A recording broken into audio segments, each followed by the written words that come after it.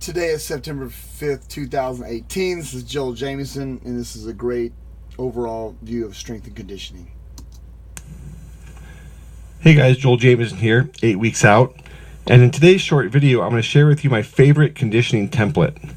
Now, the reason I'm excited to share this with you is because something I've heard over and over again from different people is that they want to improve their conditioning. It's something they know they need to do, but they're afraid that if they start doing a bunch of conditioning, they're going to lose their strength, power, and muscle mass.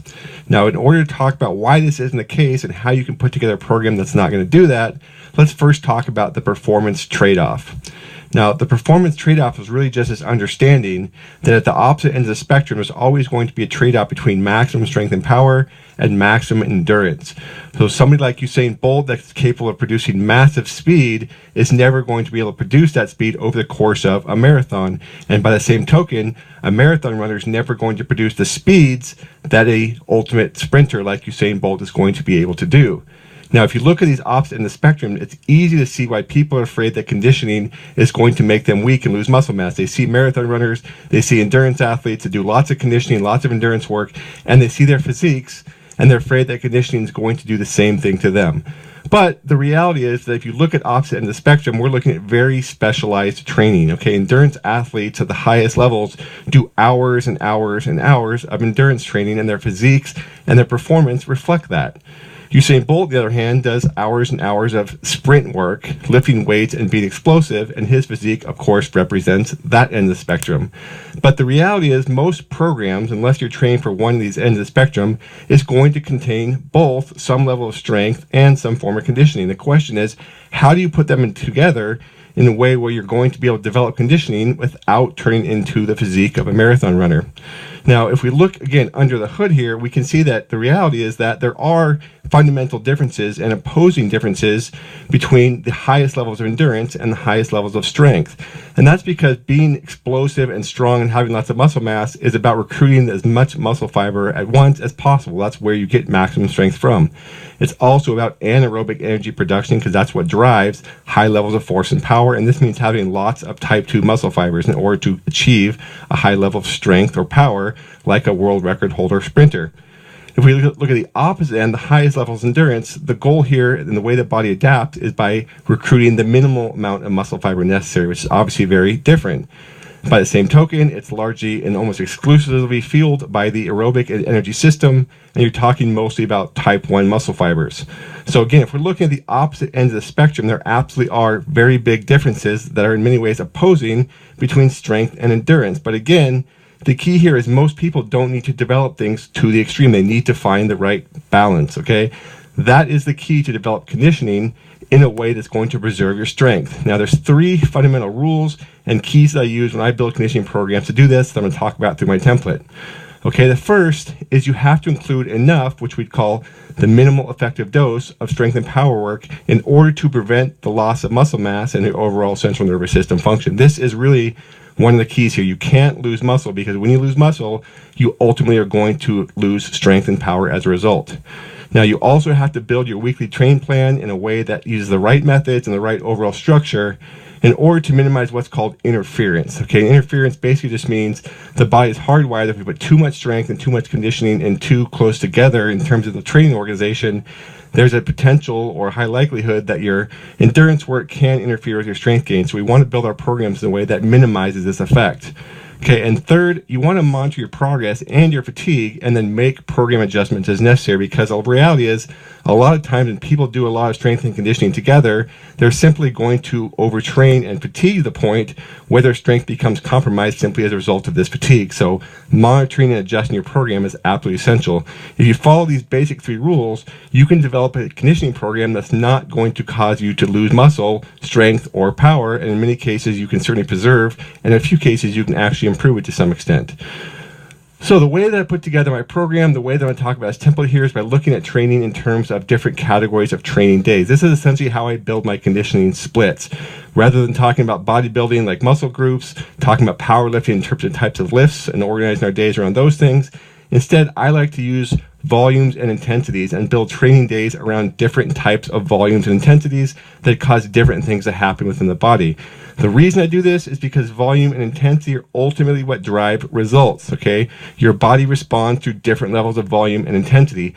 Exercises, methods, all these things, all they really do is figure out which parts of the body and which systems of the body the stress is distributed to. So I use 3 types of training days with different volumes and intensities I'm going to talk about. I use what I call rebound training, stimulation training, and development days or development training. Each one of these types of training days has a different purpose, and I'll talk through how they work together by walking through what I call my favorite conditioning split. And this is really something I've come to use more and more in a variety of programs simply because it works, okay?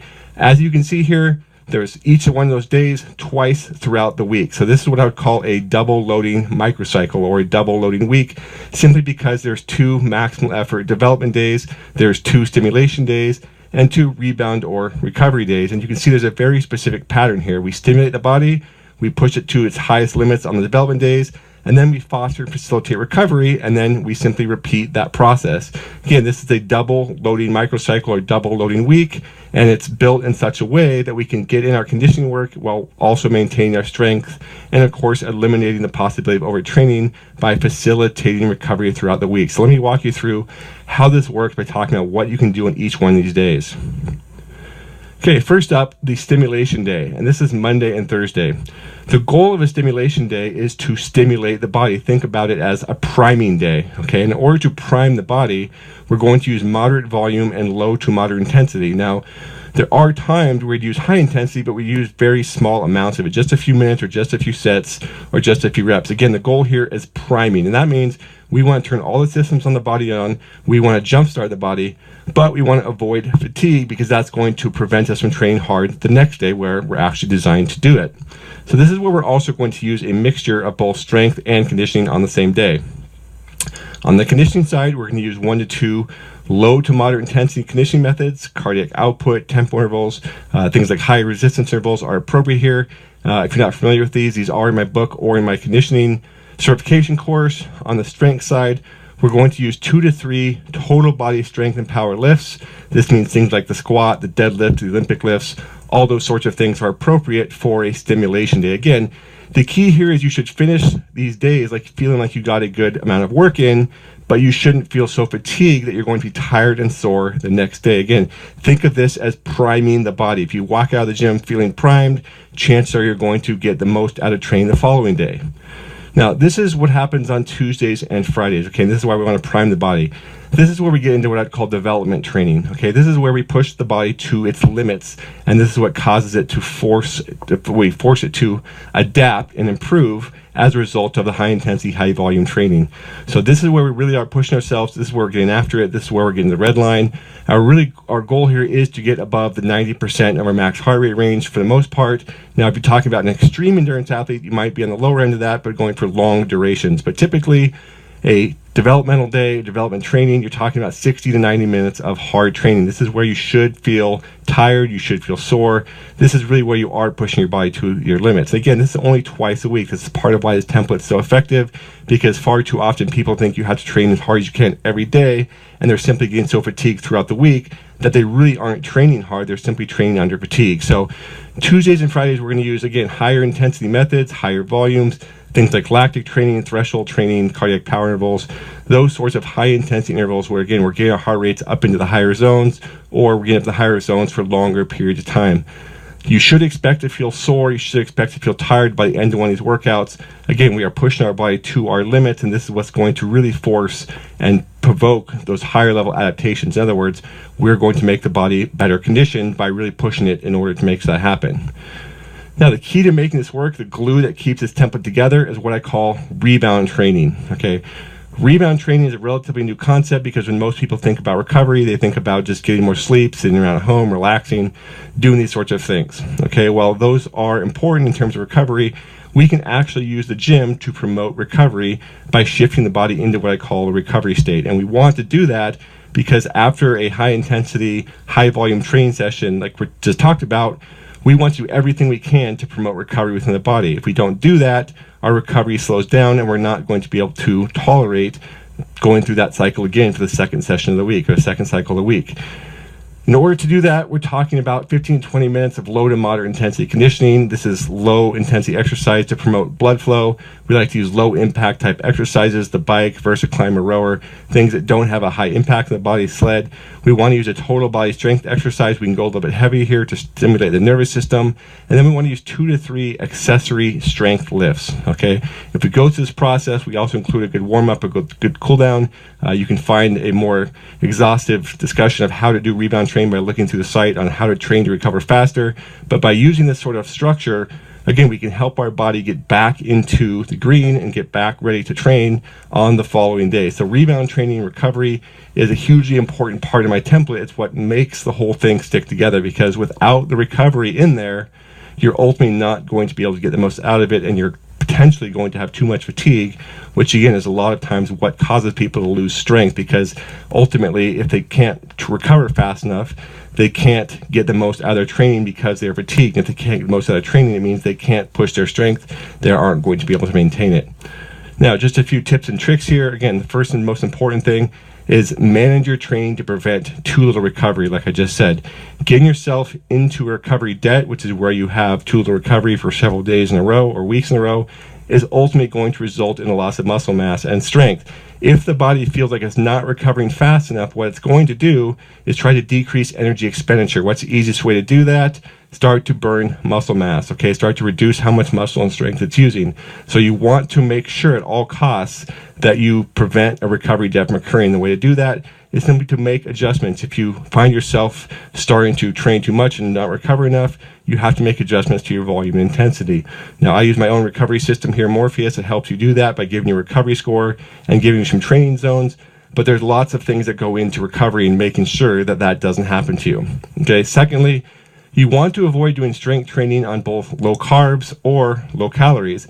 This simply is because it adds metabolic stress. And there's lots of research now showing too much metabolic stress ultimately is what's going to interfere the most with strength development. This makes sense because the body is going to perceive a lot of metabolic stress as a reason to not produce lots of muscle force and lots of muscle power. So if we have too much metabolic stress, which is exacerbated if you train at higher intensities on low calories and low carbs, it's ultimately going to make it more likely that your strength and power development is going to be interfered with. So when we go into our strength sessions, particularly when we go into our high intensity sessions on Tuesdays and Fridays, we want to make sure that we're doing so with full glycogen stores and enough calories on those days. Now, if you're trying to lose weight, you can reduce your calories on some of the other days, but particularly on the development days, Tuesdays and Fridays, you want to avoid low calories and low carbs. Okay, finally, another important tip here is to gradually add volume each week before adding intensity. And I point this out because, again, a lot of people think the key to conditioning is just intensity. So the first thing they do is try to add it. They try to train a little bit harder each and every week, push themselves to higher heart rates, push themselves harder and harder. But what most often that does is just lead to that fatigue and overtraining and recovery debt that I just talked about. You're better off when it comes to conditioning, gradually adding volume, okay? Gradually adding how much work you're doing rather than adding how much intensity you're using.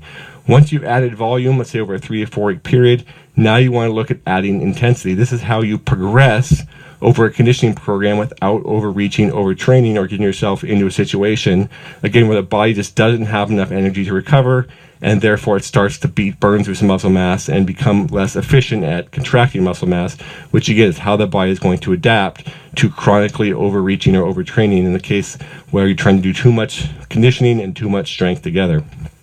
Okay, so that's a quick overview here. If you want to learn more, if you want to become a certified conditioning expert, make sure to join my conditioning insiders list. In the conditioning course, I'm going to teach you all the stuff and more about how to build conditioning templates for a variety of different sports, a variety of different goals. If you get an insiders list, you can register before anybody else, and you can save, of course, $200. But go ahead, give the conditioning template a shot. Start looking at your week in terms of those different types of train days. See how you feel, watch your condition improve, and simply shoot me an email. Tell me how it's working for you. This is a program template I've been using a lot with a lot of different people, and I've seen continuously good results simply because it's designed to work with the body rather than against it. All right, thanks again for listening. Joel Jameson, 8 weeks out, and I'll talk to you again soon.